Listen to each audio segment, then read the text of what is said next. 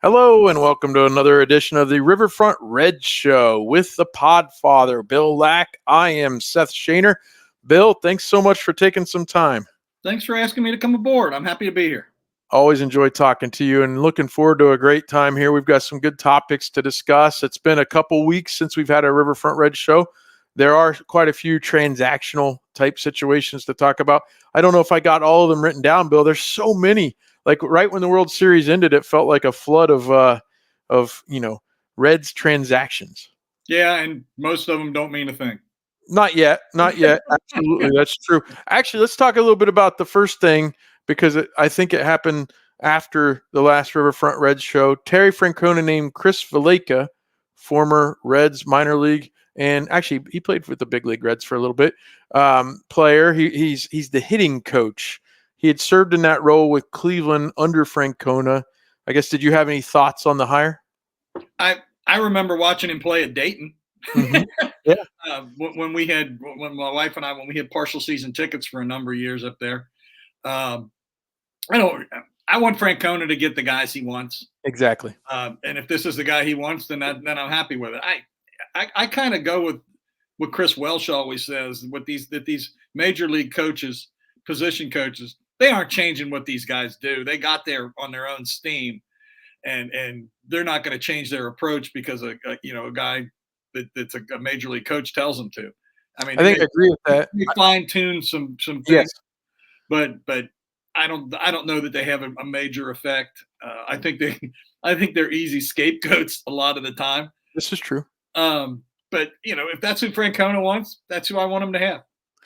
I guess my thing with a big league hitting coach and pitching coach is you need to spot the things that are happening that maybe are just keeping you off. You mentioned that fine tuning. Again, I'll reference golf. I've played golf all my life, and even a friend of mine who's not I know. Even a friend of mine who's not, he's not the most accomplished golfer. He didn't pick it up till his late 20s. He spotted something a few weeks ago when we were playing, and I hadn't played in about a month. And he said, "Hey, do you know you're doing this?" And I changed it immediately, and it worked. And I guess that may be too simplified, no, but I think that's a good point. With all the film work and that kind of things that they do now, and every at bat is on film, and if a guy, the coach can see that you're tucking your knee or you're dropping your shoulder or whatever it is, maybe that's valuable. That makes their value just in itself. I think that's a great point. Well, you've always heard, a guy gets traded over somewhere and he walks over to the bullpen guy and he says, "Hey, you're tipping your pitches." And it's like, why didn't somebody in-house notice that 2 weeks ago? He might not have given up 4 home runs in his last 6 appearances. Yeah. So Chris Valaika, I remember him. He had a brother who also, I think, was either in the Reds organization or played in at least the minor leagues. And then it was around the same time Todd Frazier came through as well. And so just obviously it was that era and fairly young to be at this position. It's his second time being a major league hitting coach. Very cool. And I think you're right. I think at the end of the day, I just hope that everybody in the Reds front office gets out of Francona's way, right? That's the big thing. Let him get who he wants. We hope that Johnson is who he wants in pitching, right? And, that was kind of Derek Johnson is the guy still. So hopefully he was in agreement in that and there wasn't anything there. Flurry of roster moves, as we discussed. Brent Suter is staying. He agreed to a deal with an option for the following year. It's not that big a deal, and certainly he's a local guy. And I don't know. I thought he had a pretty effective season as a Reds reliever. He did about what I would have expected. Yeah, me too. I'm happy he's back. I think he's valuable. We're going to need bullpen depth, and he's a proven, as much as anybody's ever proven in a bullpen year to year. I think this was one. It's not a huge move, but I think it's a good move. Oh, I agree. And so you've got that. Emilio Pagan exercised his player's option to come back. I think we could safely say a lot of us thought that was a weird signing in the first place with the smaller ballpark, and possibly it just didn't feel like it was the right signing. But he's back, and I joked with Chad Dotson on Twitter, like the wrong guy. You signed both he and Nick Martinez, and this was before the qualifying offer was issued. But but it reminded me of when Moustakas stayed and Castellano left. Like it was like, oh, I wanted to keep the other guy. Yeah, yeah. I don't think there's any doubt about that. Pagan, I didn't like the signing last year. He doesn't fit the ballpark. Was he terrible? No, he wasn't terrible, but he wasn't good either. And injury problems, and all we can do is at this point is hope that he gets better. We hope for a healthy season, and I think if he is healthy, he'll probably be a little better than he was last year.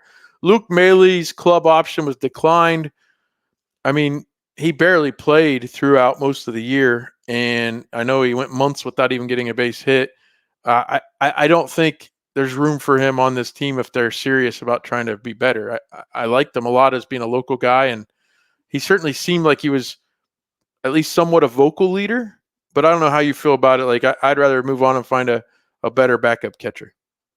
Yeah, there was a dramatic drop off between 22 or 23 and 24. Yes, from him, for whatever reason, whether he was playing over his head the year before, which is what I tend to believe. Local guy, seems like a good guy. Probably might have a future coaching in the Reds organization somewhere. They seem to like him, but if I, and this is, and I may be talking out of my hat here because I like Tucker Barnhart. I'd take Tucker Barnhart over Luke Maley. Yeah, maybe catching 40 games or so, and being a clubhouse. I mean, if we're having to worry about how many games our backup catcher is playing, either Stevenson's playing really badly or he's injured, and either one of those things puts a big hurt on where we hope this team can be next year. When I think the big thing this past year was Stevenson stayed healthy and he really hit a lot better. Mm-hmm. And you really didn't need that backup guy to play as much. I think Maley the year before kind of inserted himself and probably played a lot more than we thought he would. And this past season, the 2024 season, was the first time that Stevenson really was a number one catcher for an entire year.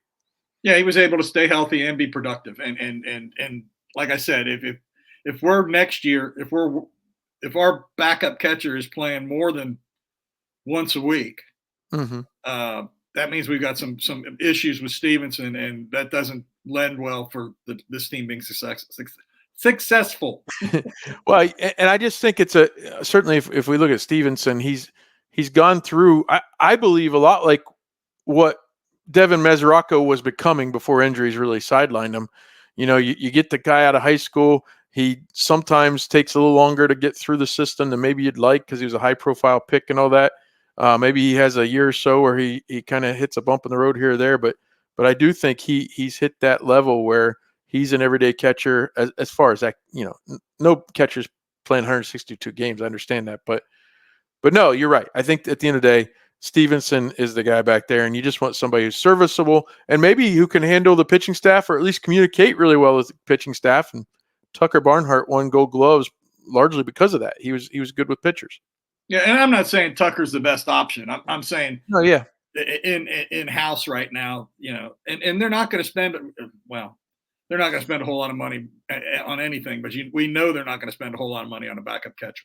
Right. So Ty France and Nick Martini were basically in a position where they elected free agency after being designated to AAA. Ty France did okay after he got to the Cincinnati. Nick Martini, we barely heard of him after the opening day heroics. Not a big loss on either one. I mean, guys like that you're going to find guys even at the bargain basement, right? Yeah, and Francis went like this, as a time with the Reds. He started well and trailed off. And Martini, he's one of those guys, like you said, he'll always be known for opening day, like Joe Randa. Mm-hmm. And other than that, you won't even remember him playing for the Reds. And designated for assignment were Brandon Liebrandt and Ahmed Rosario. Again, late season guys. Good news, obviously, as you make the roster moves ahead of trying to figure out the Rule 5 draft and things like that as we get moving here in the off season. Matt McLean and Christian Encarnacion-Strand both technically reinstated from the 60-day injured list. Certainly, we root for Matt McLean to have a a good comeback because he was a guy that could have been a real glue guy this past year as far as even leadership, but also play on the field. And I think they sorely missed that. As of recording now or actually recording a little early on Tuesday, the 40-man stood at 36. So I assume they would protect a guy or two from the minor leagues before the Rule 5 draft coming up in the next month or so. And, there's room to add as well. So these GM meetings and these owner meetings coming up in the next month or so, that they'll be very key, I think, for this team. Yeah, I'm interested. I'm really interested to see what goes on with McLean. I thought Nate made a great point on our Slack channel with how much confidence can we really have that McLean's the guy that we saw in the big leagues? I mean, we only saw it for like half of a season. I came up in May, and he played pretty much every day. In what? Did he play? He quit. Was he hurt in September? Right. It was just after Labor Day. So you're right. May through August. And I think it's a valid point, but only because of injuries. I saw enough of you don't put this in the back of a baseball card. I saw enough grit and toughness I hope you're right, and I'm not saying that Nate's right. I understand. It's a point to be made, and there's not enough of a track record to you wouldn't want to push all of your chips in. No, McLean. And the track record you do have is injury ridden. Yeah. And again, that has nothing to do with ability, but the best ability is, as you've often said, is availability. So you can't help the club when you're in the tub. Exactly. So I get that. I guess, and certainly, I mean, I suppose it's easy to look back and say it was fool's gold when Aristides Aquino hit 17 home runs in the month of August, and we, it's easy to say now, well, yeah, we knew that was kind of fluky. Well, I don't know. There's a lot of people who were staking their future on Aquino playing one of the corner outfield spots for about 7 or 8 years to come. So I understand it's hindsight being 2020, but I guess overall you've got enough infield depth overall, and you've got some guys coming through the minors that maybe you say, well, okay, Matt McLean, if he's not what we hoped he was, we can handle that. But if he is what we hope he is, I think he could be a real catalyst along with Ellie. Absolutely. I mean, I'm not sure how I feel about this talk of moving McLean around.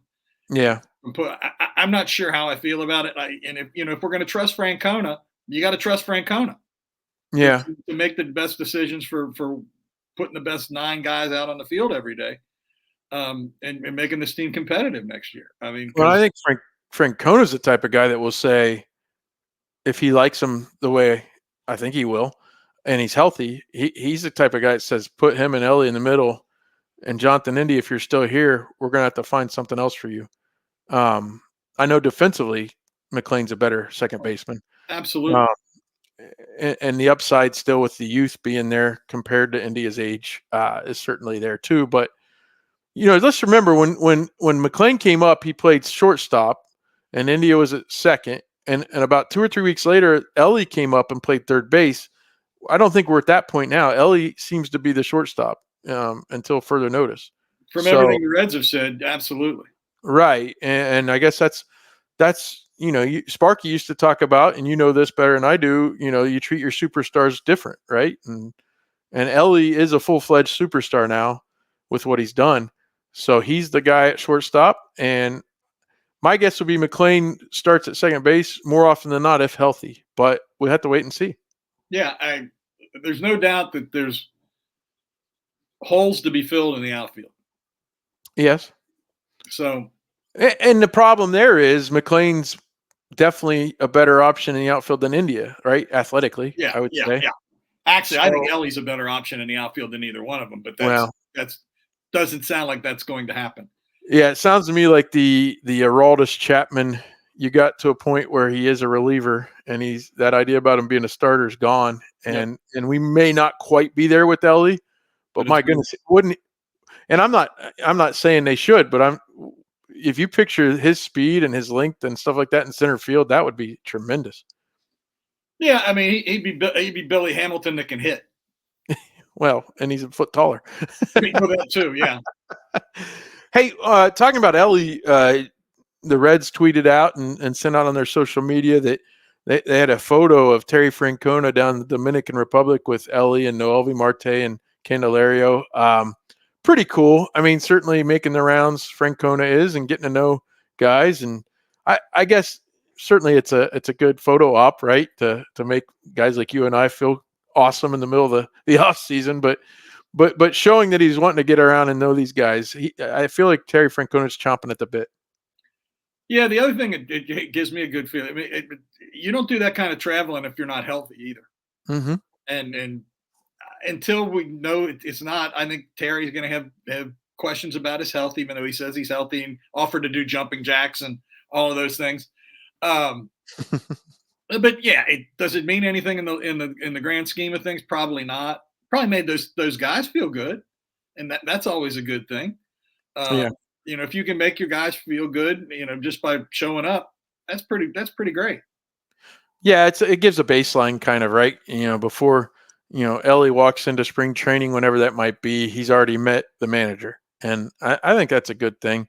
Hey, Ellie, again, Silver Slugger finalists. And you and I can be the old man, you know, pointing at the cloud right now. Like,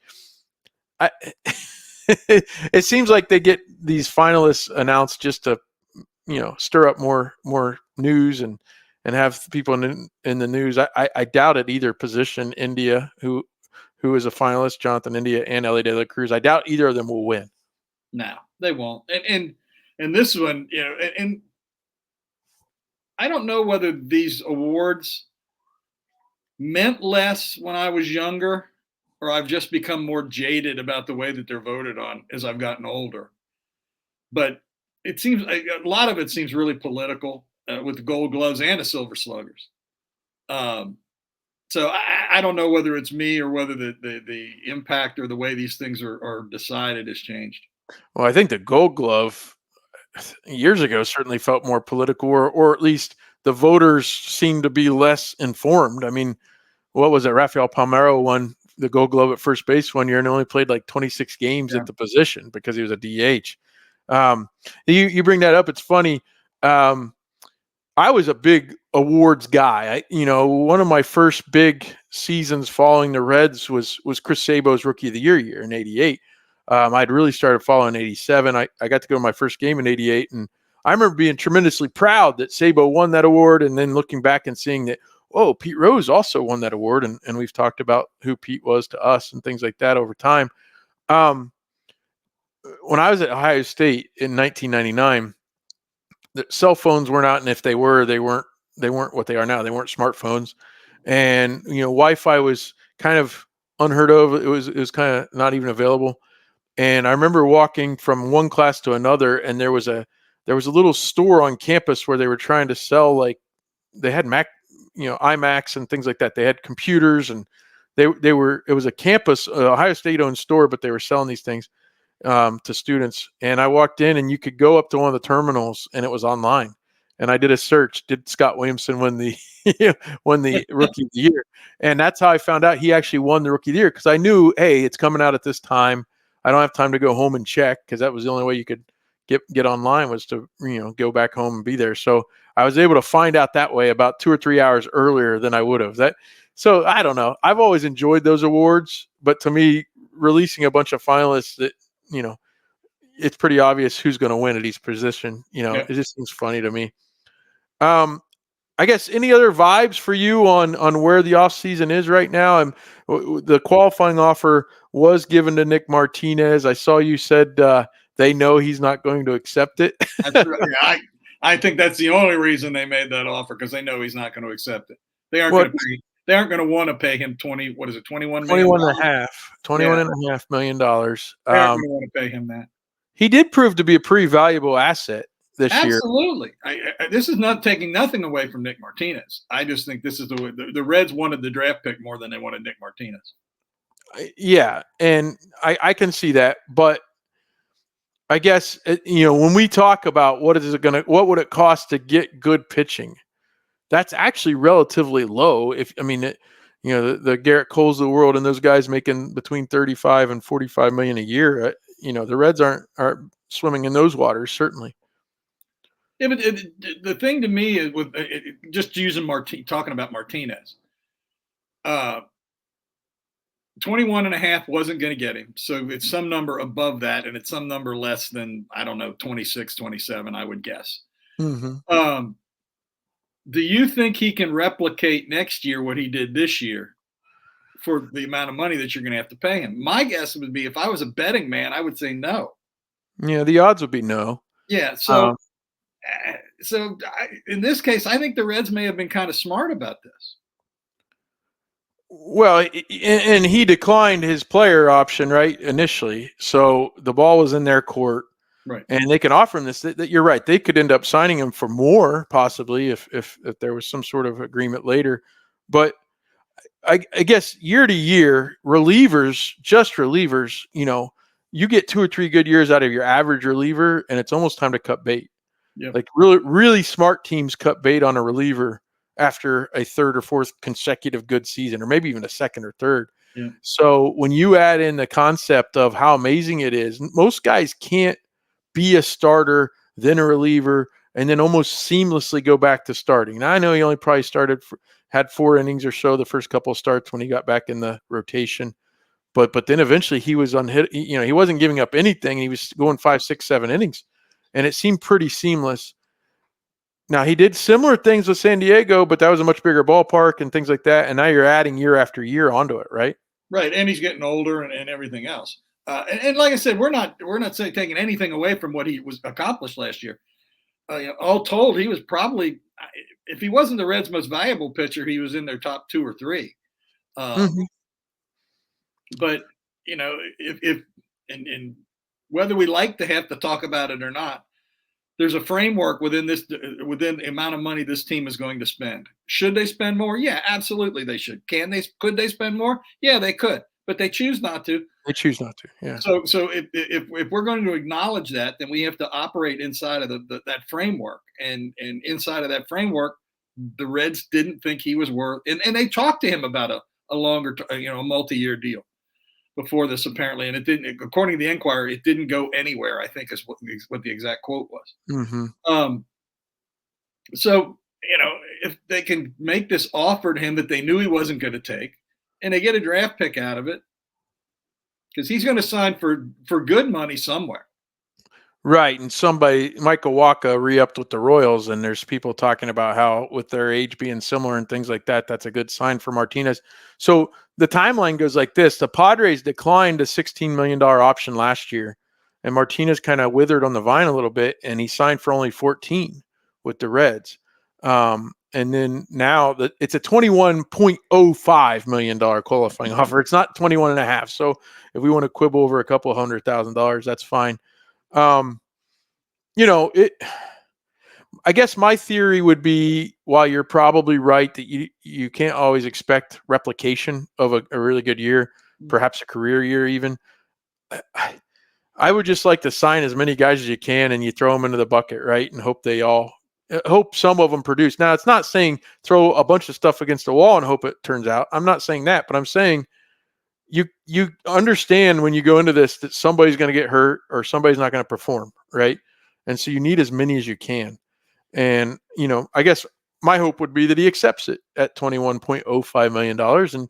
And while that feels like a lot of money to you and me, I think at the end of the day, it's actually, again, the rules are there, and they allowed the Reds to have this option of, hey, if he takes it, we've got one more good arm. If he doesn't, we get the draft pick.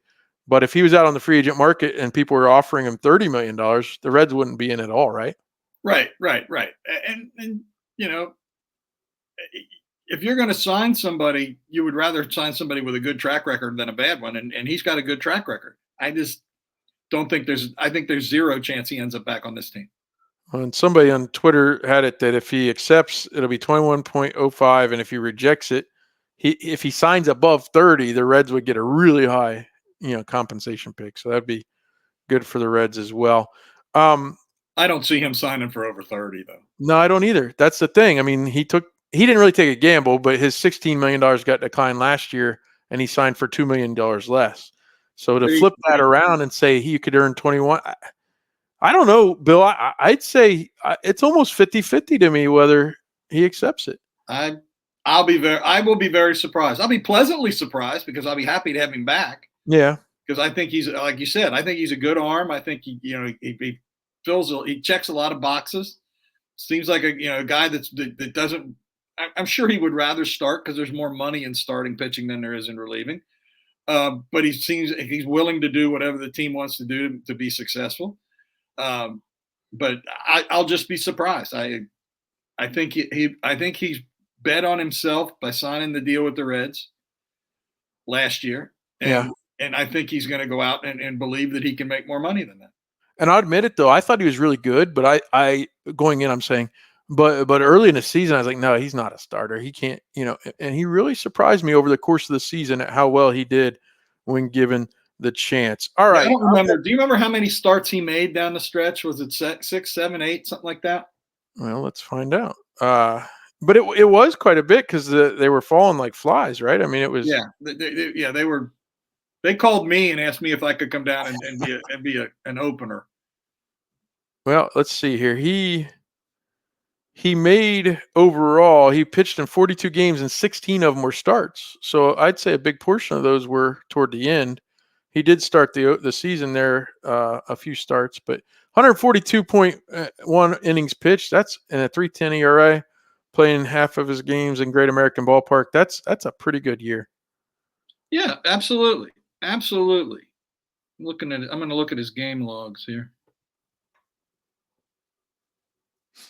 Well, and we talk about that. I just, again, I back up on the idea that I'd really like the Reds to get as many arms as possible. So I would certainly not be upset. Now, the last 5 games list on Baseball Reference, you're doing a little more in-depth search from September 4th through September 27th. He made 5 starts.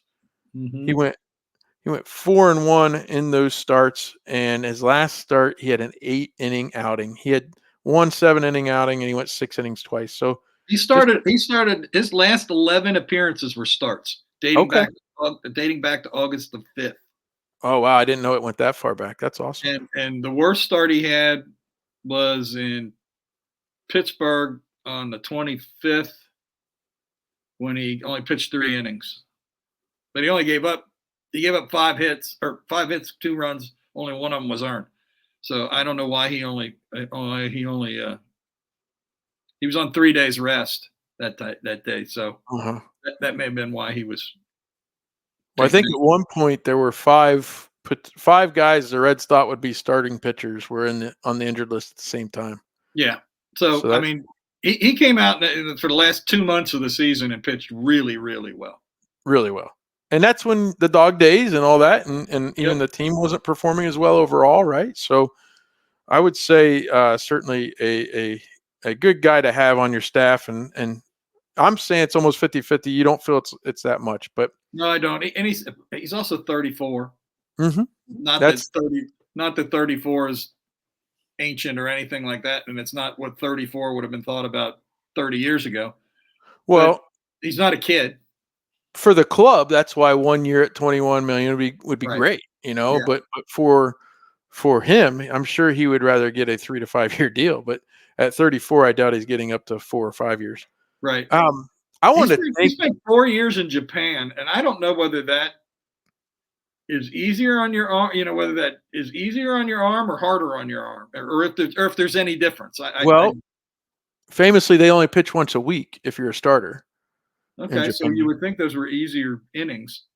Because that's how when Shohei came over, they really had to kind of massage that a little bit. They would even go with a 6-man rotation a little bit because of that, and certainly that changes things a little bit. Hey, I want to thank the patrons on Patreon here at the Riverfront. We put out the bat signal today. As I mentioned, we're recording on a Tuesday to get it in with our schedules the way it is. And the bat signal was put out for some viewer mail. I did a 2-part question, so we're not going to just run through all of them at once.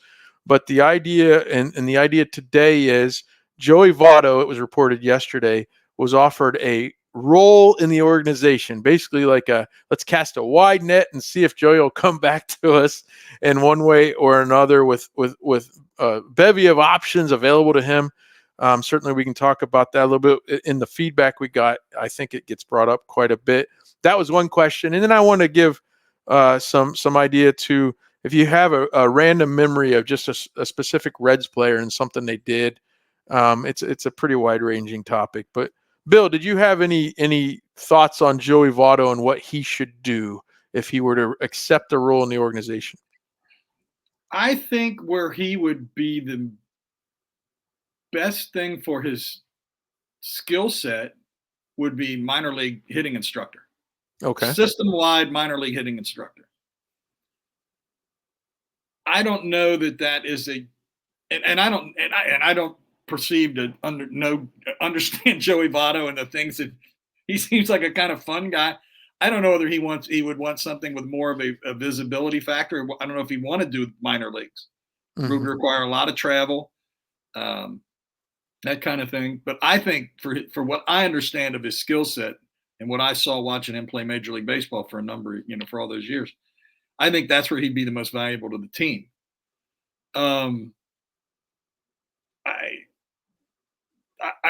People talk about his leadership and that kind of thing, and what the Reds lost this year when he was gone. If he's not playing anymore, I don't think you can get leadership from the coaching staff. Well, I agree with that. Yeah. So I would love the idea of Joey to come back. I don't want him to come back as some PR flunky front office dude. I want him to have an effect on what goes on the field, because that's what his skill set is. What that is, I don't know, but like I said, I think working with the young guys is and instilling in them the core hitting beliefs that Joey has, the Ted Williams hitting beliefs that he emulated, is what would be the most beneficial to the Reds. Now, so he came on Dan Patrick almost like a playoff correspondent. He was on 3 or 4 times this postseason. And Dan initially had him on when we first retired and talked to him about Joey. But then throughout the playoffs and World Series, he talked to Joey about baseball and about what was going on. And Joey, here's one thing Joey did say: if he ever got back involved, he doesn't want to take too much time away from the game, because he thinks it's hard to get yourself back into the grind and the daily kind of machinations of how it works. And some things are changing pretty rapidly. So if you're not inside it, if he took a year or 2 to travel around the world and play chess and do some of those things, so he was saying basically, if I want to be involved, I think I got to get back in soon, which I respected that. And that's the typical thoughtfulness that he seems to put into everything. But my thought is, based on those appearances on Dan Patrick, and Dan Patrick even saying somebody should have scooped him up to do analysis, I'd almost expect him more to be in a broadcasting role. And if that was the case, I would think Fox or somebody's going to scoop him up. And I wouldn't think he would be with the Reds organization necessarily. Now, nothing's saying you can't have some sort of role with the Reds and still be a broadcaster too, I guess. But because that would come on like game of the week type stuff and postseason. But if that's the case, I think he would probably not accept anything. And that's the other thing, Bill. Do you think the way he was, I guess, treated? We've made a lot of that, right? The goodbye was kind of in fits and starts, and it wasn't great the way David Bell utilized him that last weekend. We don't know if Joey said he couldn't play or those. I don't know what happened. But the optics of it weren't great, especially when you see a guy like Charlie Blackmon basically have his moment under the sun as he's going to walk away from the Rockies. I don't think there's any doubt that the Reds handled the final days of Joey Votto as a Cincinnati Red really badly. From the way the front office handled it, they did in fact, this just popped up in my news feed the other day as an anniversary thing. They did a Saturday news dump saying that they weren't going to try to pick up his option, with no real honor, no real attempt to honor his service to the Reds for all those years. I think the Reds right now are trying to back up and trying to, polish that a little bit, trying to polish that turd a little bit. And whether, Joey doesn't seem like a guy that holds a grudge. Now, and I'm just talking this based Sure. on what I've seen. Maybe he would love to come back for the Reds. I never thought about when you asked me this question. I thought the question was, what position with the Reds organization would I see him best at? Do I think he'll come back at all to the Reds? I have no idea. Mhm. I would tend, and I may be wrong about this, and it may come down to money, even though he's got more money than he'll ever be able to spend in his lifetime. It comes down to whether he wants to sit on the sideline and analyze, or whether he wants to be involved and have an effect. Right. And I don't know the man. I have no idea what the way his mind works and what his druthers would be. The only thing that I would say to that is he wanted to continue to play, Mm-hmm. which makes me think he wants to have an effect on the game. So if that is the case, then coming back to the Reds, if he would be so inclined, he could have an effect on this team. The job he did in the broadcast booth when he was hurt in 2023, I mean, as far as analyzing the game from that standpoint and being, you're not part of the team, obviously, you're not part of coaching and things like development. Boy, I would move Barry Larkin out in a heartbeat. I would put Joey Votto there. For me, that would be the more satisfying thing for me as a fan, would be to hear Joey Votto break down the game every night. But I want to go through a few of these viewer mail. Joey Gaditza, he came back and said maybe Votto could be a special advisor to Crawl. That's kind of something you said you'd rather not see, because that's more, seems like it's more ceremonial, right? I mean, well, it depends on what that means. I mean, if he's helping him figure out trades and that kind of thing, in the administration of the front office, actually working the team, I would have no problem with that. If he's, they're just going to roll him out like they used to roll out Tom Browning, for in Pete Rose, for public, relations type stuff. No, I don't think Joey would want that. No, I don't think he. And again, this is a guy that doesn't need the money. From that standpoint, he wants to be paid what he deserves to be paid, I'm sure, for any job he does. But Mike Perry said, "I'd love to see Votto in the broadcast booth. Certainly, that would be something I'd love to." Jace Linford said Votto could really have any role he wants, and I don't know if that's true from the Reds organization side, but it kind of almost should be in some ways if they were looking at it the right way. Maybe Andrew Williams said, for Votto, I'd like to see him either in the booth so I can have him continue to be a part of Reds games I watch, or consulting with hitting, providing cerebral veteran insight and alongside some analytically minded and data-driven coaches. That was really good, Andrew. I think you're right. I mean, as far as being some sort of a consultant, as far as the hitting side, a roving instructor, I don't know. The thing I would worry about there is, the great players. I think of Magic Johnson trying to coach the Lakers, right? Like to Votto, he sees hitting this specific way, and I don't know how many other players see it that way. You know what I mean?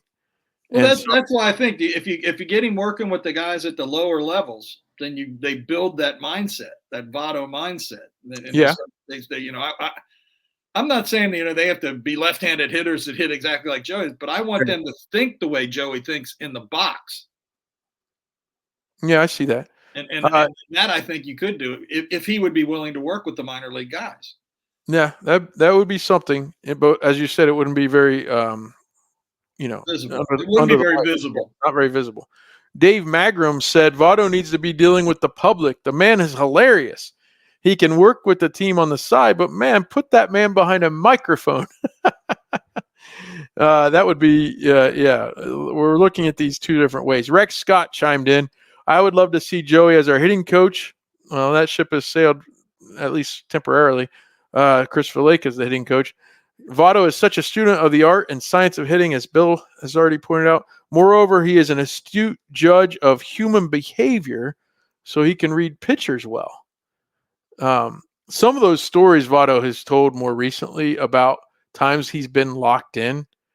And he told a story on Dan Patrick the other day about, like, he's like, we roll into a town to start to play a 3 or 4 game series, and I'd look at the pitchers, and he's like, if I was locked in, I'm just ticking them off. He's like, I just knew I'm about to have a lot of fun because I'm going to see a lot of good pitches. That was pretty cool. Yeah, I don't know. We'll see what happens. It's in Joey's court, although the report was very vague, right? It's like, whoa, so we're gonna see if he would want to come back to do something. That's like, I guess, what do you have in mind, folks? All right, so the other topic I wanted to bring up before we close out this episode is just, as being a Reds fan, we just released on Red Leg Roundtable the second of 2 chats with Riverfront hosts about why you're a Reds fan. One of the things for me is just the random stuff that I just think of sometimes.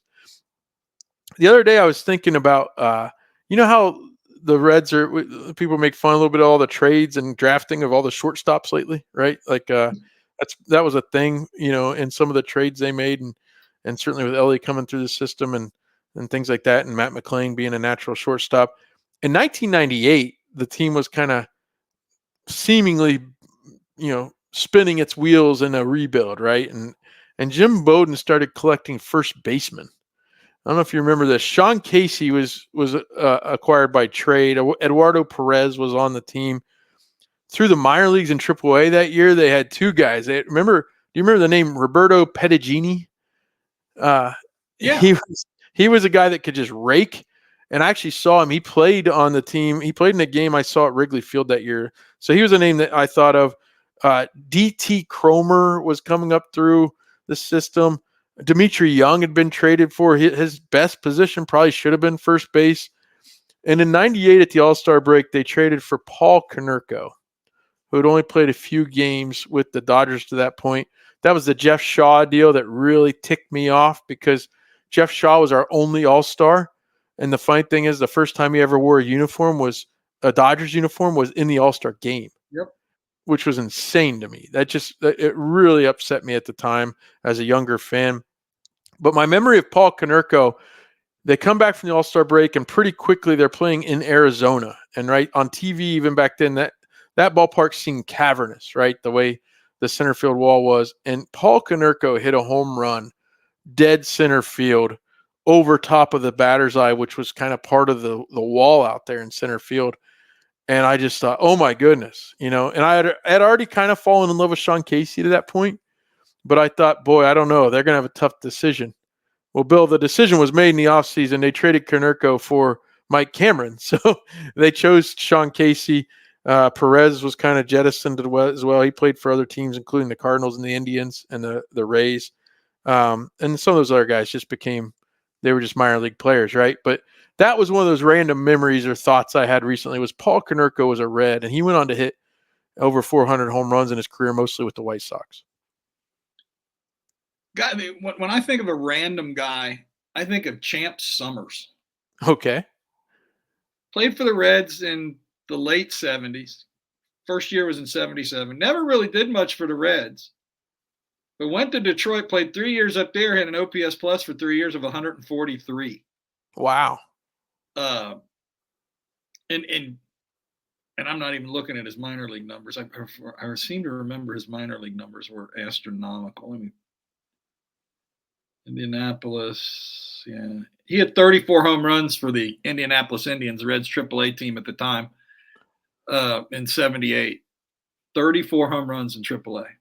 Wow. And never really got a chance to play for the late 70s Reds teams. He was on the 79 team that won and then got traded to Detroit. Who did he get traded for? Let me look here.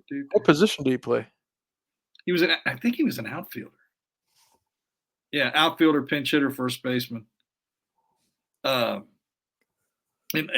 I don't know why he stays in my head, and I can't find the Champ Summers, though. That's a good name.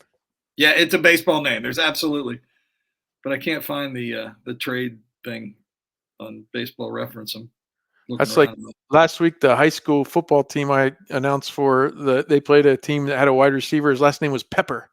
I was like, that's a good That's wide a good receiver. baseball name. That'd be a good baseball name, but it's a good wide receiver name, and that's what he was. So, well, that's So anyway, cool. that was the name that jumped into my head. Yeah, and you always have those guys you think. And actually, I'm about to bring one up from one of our co-hosts, Tim Danielson. In he was at the infamous Deion Sanders foul ball off the Dome game in 1997. He said Willie Green hit a grand slam in that game. That might have been the year Willie had 26 home runs for the Reds. He said, for some reason, as an 8-year-old, Willie Green was one of my favorite players. And I guess, if you see a grand slam in person as an 8-year-old, you're probably apt to like that guy. That sounds understandable. Jay Slimford also wrote in, as a memory, I've told this before, but my dad took the family to a game at Riverfront when I was a kid. We sat in right field and Reggie Sanders hit a bomb. The next inning for defense and warm-ups, he's throwing, and my dad, who had a booming voice, yelled, "Nice hit, Reggie!" And Reggie turned and pointed right at my dad and threw him the ball. My dad gave it to me. I've been a Reds fan ever since. So those reasons why you're a Reds fan, it's stuff like that. Yep. Andrew Williams said, for the memory, how's this for random? When I was 10, my immediate family, including my grandparents, that's not immediate there, Andrew, that's extended. Grandparents, aunt and uncle all went to Cincinnati for the last 2 games of the series, but we got there in the middle of the first game of the series. Naturally, while the others stayed back at the hotel, my dad and brother and I went to catch the rest of the first game. Drew Sutton, that's a name I haven't heard in a while. Drew Sutton, of all people, hit a grand slam to extend the massive lead over Houston, and Sam LeCure picked up his first major league win. That's pretty there you cool. go. Sam LeCure, a recent guest on Red Lake Roundtable, we actually talked about his first couple outings. And let's see, I've got go back to Dave Magram. This was on Patreon. We put out the bat signal a little bit there. He said, honestly, my favorite Red moment is watching Amir Garrett charge the Pirates dugout. I'm not all for brawling, but having him go at the entire and then already traded Yasiel Puig getting involved, that was one of my favorite moments. I remember that night, Bill, because we already knew that Puig was traded to Cleveland. And for some reason, the Reds left him in the game. And now there's a brawl, and he's coming in there. And I don't know if he maybe didn't know or not. I don't know. But Puig comes in, and I'm like, man, if the Reds really wanted this trade to work out, they better hope he doesn't get hurt in this brawl. Yeah. So, yeah, I remember that night as well. And there's just something, too, because remember earlier in the season, wasn't it Puig that there's that picture of him with all these Pirates guys, and you can kind of see Tucker Barnhart trying to hold him back. I got him by the leg or something. Yeah. But it's all this black and yellow, and then that red, especially the red jerseys. It just really stood out. And the same thing with Amir Garrett when he went over there to fight. All right, the last one we'll read before we cut this show down is Rex Scott said, my Reds memory dates back to my youth when Marty and Joe brought the old Reds caravan to Athens, where I grew up. And I remember going over there as well, Rex. One of the players with them was journeyman pitcher Fred Norman, who was a little league teammate of my father. That's awesome. When they were boys in Coral Gables, Florida. My dad asked a question that only someone else on that team would be able to answer, and it was a very sweet moment when Norman recognized his former teammate. That is really cool. That is very cool. And do a plug here. I did an interview with Fred Norman years ago. Mm-hmm. It's still out in the archives, and it's well worth listening to. Yeah, I think I remember that interview. Yeah, a good guy indeed, Fred Norman. The Reds caravan. That was something that was a part of the Reds country idea, right? Like I assume Bob Haslam came up with that, or at least started it for the Reds, and that idea, I may have only gone over to one of those when they would come to Athens or Parkersburg, which was close enough drive from where I grew up. But I do remember taking my grandpa up here in Columbus to see. We saw Marty and Brandon Phillips was there, and some other guys, and it's a really good way. I remember going to one, Bill. The Reds came to Columbus, and they had an outing at a mall, but right by Ohio State's campus where I was a student, they had set up, and sometimes back then when it wasn't there was no social media, right? So you didn't always get the word of where they would be. They actually came to what was called the Buckeye Hall of Fame Cafe. It was on Old Tangy River Road, not far from campus. And I remember it being Ron Vallone and Mike Cameron and Marty was there. And it was right smack in the middle of the day on a weekday. And so nobody came. My roommate and I went over there, and we actually shot pool with Ron Vallone and Mike Cameron. I mean, it was like so random. The other one was it was funny too, that the year before they'd come to the Rotary Club in Columbus, and there was a big gathering because it was their monthly meeting. But I came and I've told that story before. I got invited kind of to join somebody because I didn't have an invitation. It was by, ticket only or whatever to take part in the lunch. And that was when Sean Casey was there, and he was taking questions. Marty was taking questions, and I raised my hand and talked about up in Detroit, Casey had made this throw home on in extra innings with the guy on third in less than 2 outs. He caught a pop-up over his shoulder, but it was at least like 180 to 200 foot throw home. And he made the throw and got him out. And I told that story about how fun it was watching that. And everybody loved it. And Casey he's like, thanks for bringing that memory up. And that was a cool memory. And my grandpa had actually taken a picture of Casey at Wrigley Field. He was over on the rail talking to me. Actually, my grandpa, I'm not in the picture, but it's just Casey looking up at me. And I brought it out, and Casey signed it for me. And I had people asking me at that thing, like, where did you get that? Could we buy a copy of that picture to get it signed? I was like, well, no, it's one of one. But no, that the Caravan, and it's going to be coming up, I assume, especially with no Reds Fest this year. The Caravans, that's a great way to get around the Reds, to get kind of the interest built up right before the season. Yeah, it is. I think it was more effective when you had more of the major league guys doing it, not as many of the minor league guys. Mm-hmm. Yeah, by that. And I don't know whether that has to do with money or contracts or what anymore.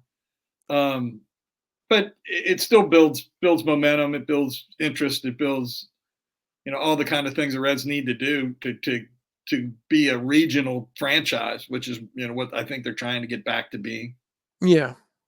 Well, we'll have to see. We've stayed away from possible free agent targets. For all we know, the Reds won't sign anybody.